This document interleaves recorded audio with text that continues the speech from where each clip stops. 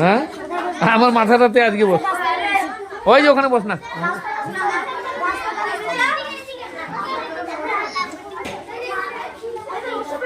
এই সজনাগুলো চুষে চুষে চিবিয়ে চিবিয়ে খাবি, দাঁত ভালো থাকবে।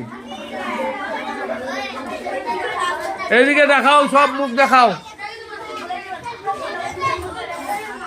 তুমি বেশি করে দেখাও, তোর বাপ ফের বলবে মোর বেটা কা দেখাই।